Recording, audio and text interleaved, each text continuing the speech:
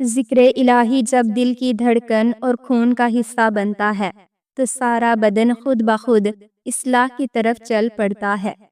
اپنی روح کے باغ میں صبر کی کھیتی کاشت کرو، بے شک اس کا بیج کڑوا ہے لیکن پھل بہت میٹھا ہے۔ اللہ پاک فرماتا ہے، میں بہتری سے پہلے تھوڑی دیر کرتا ہوں اور میں انہی کو آزماتا ہوں جن کو میں پسند کرتا ہوں۔ سائیکالوجی کے مطابق بہت زیادہ سوچنے سے انسان کو گزرا ہوا مشکل وقت زیادہ یاد آتا ہے۔ کم کھانا، کم بولنا اور کم سونا اللہ پاک کے دوستوں کی نشانی ہے۔ زیادہ کھانا، زیادہ بولنا اور زیادہ سونا شیطان کے دوستوں کی نشانی ہے۔ رسول اللہ صلی اللہ علیہ وآلہ وسلم نے فرمایا، سفید مرغا رکھا کرو، اس لیے کہ جس گھر میں سفید مرغا ہوگا نہ تو شیطان اس گھر کے قریب ہوگا اور نہ جادوگر ان گھروں کے قریب ہوگا جو اس گھر کے آس پاس ہیں۔ نہ اس قوم کے پاس جاب ہے، نہ کاروبار۔ اچھا پھر پتہ نہیں اتنی تیز بائک چلا کر لوگ جاتے کہاں ہیں۔ کتاب سے سیکھیں تو نیند آتی ہے مگر زندگی سے سیکھیں تو نیند اڑ جاتی ہے۔ دل شکنی کا ایک لمحہ اپنے اندر اتنی کرواہٹ رکھتا ہے کہ وہ دلداری کی ساری عمر کی مٹھاس کو کھا سکتا ہے۔ معاف کرنے میں اور بھول جانے میں بہت فرق ہوتا ہے۔ زبان سے معاف کر دینا بہت آسان ہوتا ہے مگر لفظوں کے زخم ہر وقت تکلیف دیتے رہتے ہیں۔ محبت میں کھواری کی سب سے بڑی وجہ یہ ہے کہ انسان خود سے زیادہ محبوب سے مخلص ہو جاتا ہے۔ من پسند انسان کا کوئی متبادل نہیں ہوتا، خواہ من پسند انسان آپ کے تصور میں ہو یا حقیقت میں۔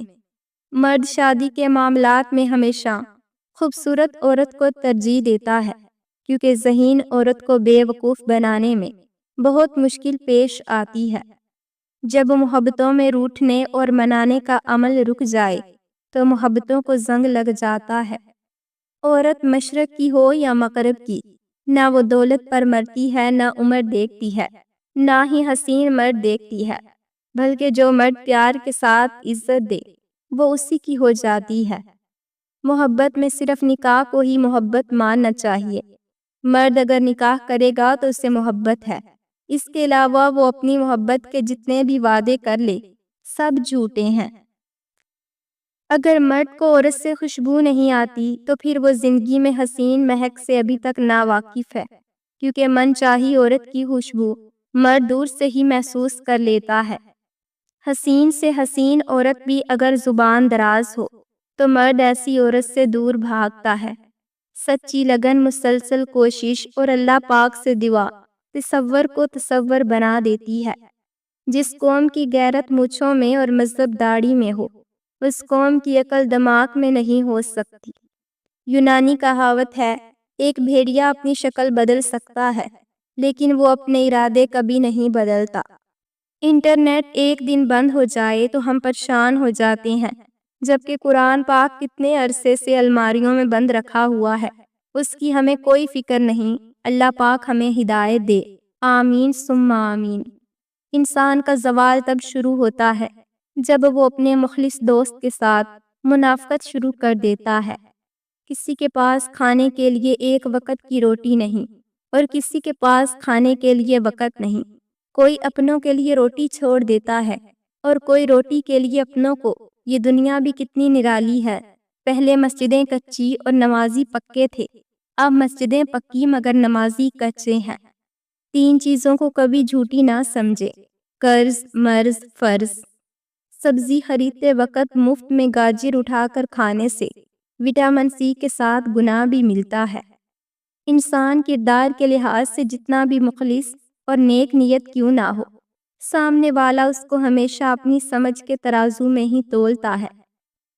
اگر آپ دوسروں کی زندگی کا موازنہ اپنی زندگی سے کرو گے تو ہمیشہ پریشان رہو گے، کیونکہ ہر کسی کا سفر اور قسمت الگ ہوتی ہے۔